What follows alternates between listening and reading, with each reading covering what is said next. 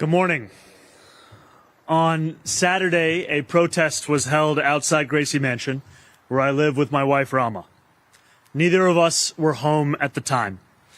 This was a vile protest rooted in white supremacy entitled Stop the Islamic Takeover of New York City. I'm the first Muslim mayor of our city. Anti-Muslim bigotry is nothing new to me, nor is it anything new for the 1 million or so Muslim New Yorkers who know this city as our home. While I found this protest appalling, I will not waver in my belief that it should be allowed to happen. Ours is a free society where the right to peaceful protest is sacred. It does not belong only to those we agree with. It belongs to everyone.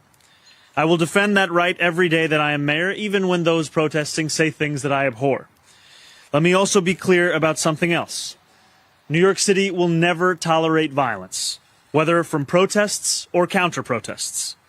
Many of the counter-protesters met this display of bigotry peacefully, with a vision of a city that is welcoming to all.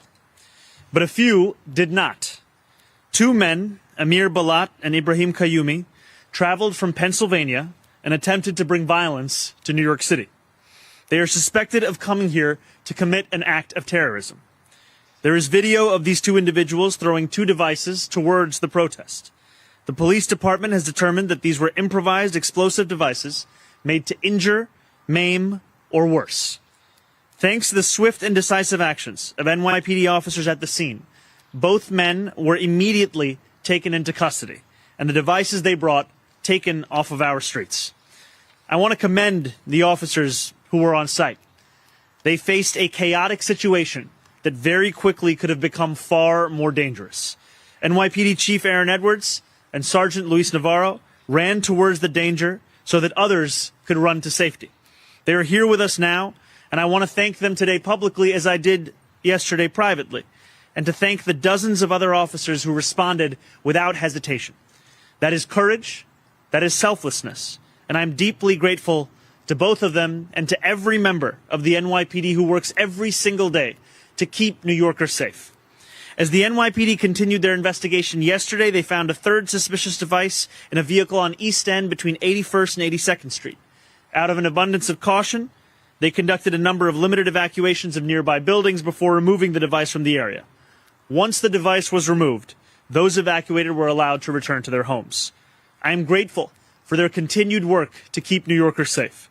And let me say this plainly.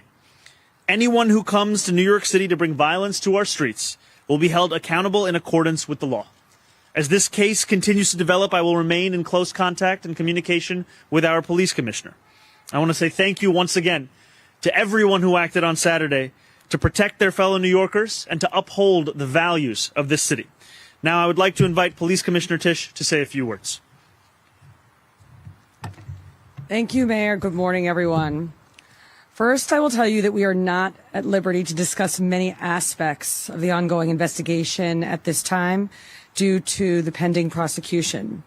The suspects here, Amir Balat and Ibrahim Kayumi, are going to be prosecuted in federal court here in Manhattan, and a complaint will set forth criminal charges and the factual allegations supporting those charges. After that complaint is made public, which I expect to occur later today, I will be able to say much more about the investigation and what we have learned in this case. But it is crucial that we respect that process and not get ahead of it. That being said, I can confirm this morning that this is being investigated as an act of ISIS-inspired terrorism. I can also provide some additional information building on my remarks from Saturday evening. At that time, we were beginning to conduct preliminary analysis of two devices that were ignited and deployed earlier that day, one in a crosswalk on East End Avenue and East 87th Street, and the other on the west side of East End Avenue between East 86th and East 87th Streets. That testing was performed by the NYPD's bomb squad and FBI special agent bomb technicians in consultation with an FBI chemist. Preliminary test results determined that these were not hoax devices nor smoke bombs. They were improvised explosive devices that could have caused serious injury or death. Part of our initial investigation was to determine what energetic substance, if any, was used in the two devices, and our analysis showed that one of the devices deployed by the subjects contained the substance triacetone triperoxide, known as TATP. Now, TATP is a dangerous and highly volatile homemade explosive that has been used in IED attacks around the world. Our bomb squad then rendered safe both devices. And as of now, explosive evidence samples are being sent to an FBI lab for further testing.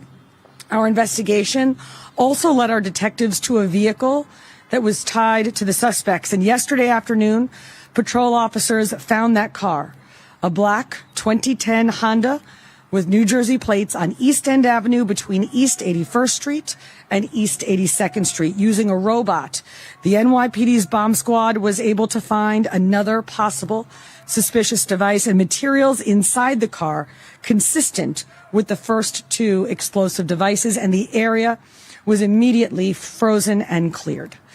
A limited evacuation of certain floors and certain nearby buildings was conducted while the officers secured the vehicle and removed this third device, which was transported to Rodman's Neck for further testing. This third device tested negative for explosive material.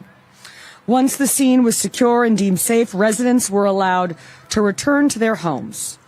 Now, we have been in a heightened state of alert in New York City since the start of hostilities in Iran, and we remain in that posture today. We will continue to deploy additional counterterrorism resources throughout New York City, including heavy weapons teams, K-9 units, aviation, and more.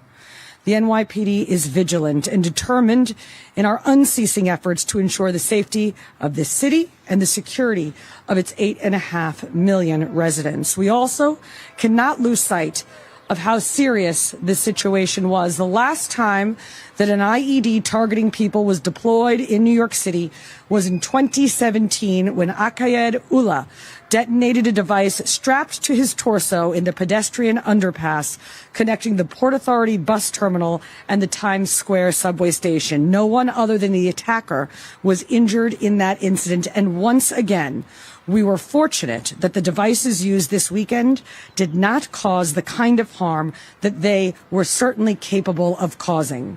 But luck is never a strategy. Devices like these have the potential to cause devastating harm, which is why the NYPD does thorough counterterrorism investigations and treats every incident of this kind with the highest level of urgency and care. And it is why we remain vigilant. The safety and security of the entire city ultimately rests on the judgment and the courage of the men and women of the NYPD. And on Saturday, we saw that in its truest form. When those devices were ignited in the middle of a crowded protest, officers did not step back, they stepped forward. With me today are two of those officers, Assistant Chief Aaron Edwards and Sergeant Louis Navarro, who ran toward a lit IED without hesitation and without regard for their own safety. Acting as police officers do, on instinct and training to protect people they did not know and would likely never meet. Moments like that remind us what policing truly requires, because behind every counterterrorism operation, every bomb squad response, every emergency call that sends officers running towards danger, there are human beings who make the decision to step forward when others are running away. Chief Edwards has been a uniformed officer for nearly 23 years. He is, as of December, our newly minted borough chief in Manhattan North. Chief Edwards joined this department after witnessing the heroism of NYPD officers on September 11th. And on Saturday, we saw that same spirit carried forward in the way that he responded.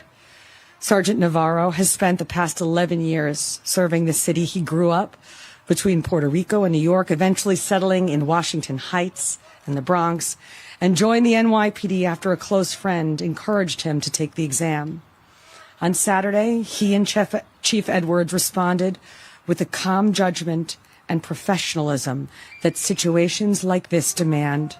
Together, they represent the dozens of cops who were safeguarding that protest Saturday afternoon, and the nearly 35,000 members of this department who stand watch over New York City every day.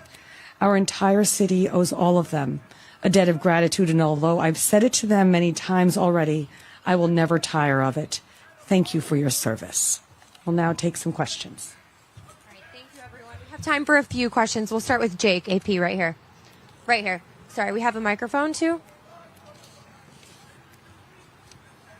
I know you can't really go into so much detail at this point, but given that you are saying this is an act of ISIS-inspired terrorism or being investigated, can you give us? Sorry, could you just speak up a little bit more? Yeah. Can you just give us any sense as to what information you may have to indicate that this is, possibly ISIS-inspired?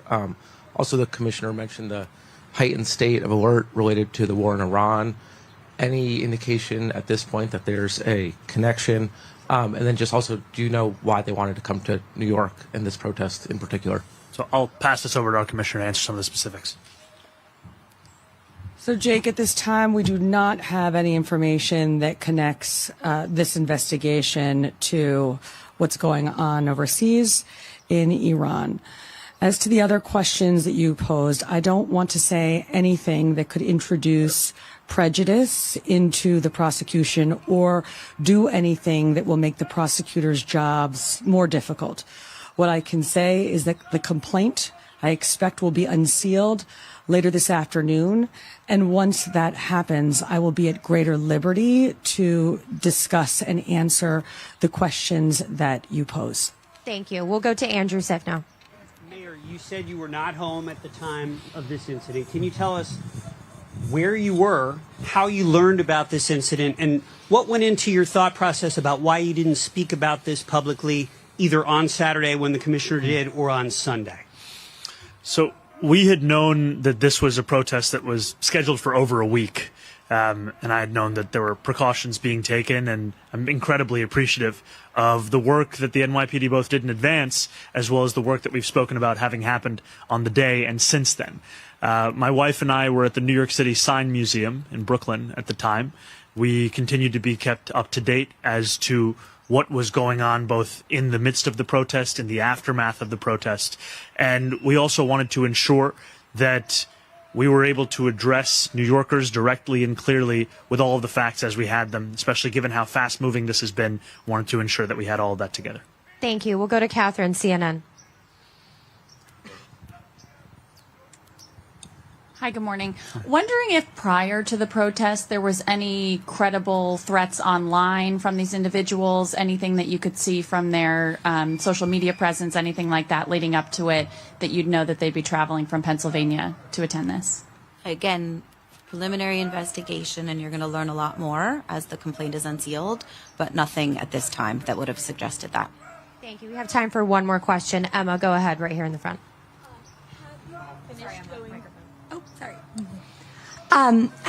Has the team finished going through the devices of the two men associated? And also, is there anything known about a possible third individual who was with them? Those devices are currently being investigated, so that process is ongoing, and we have no information about a possible third individual with them at this time. Thank you guys so much.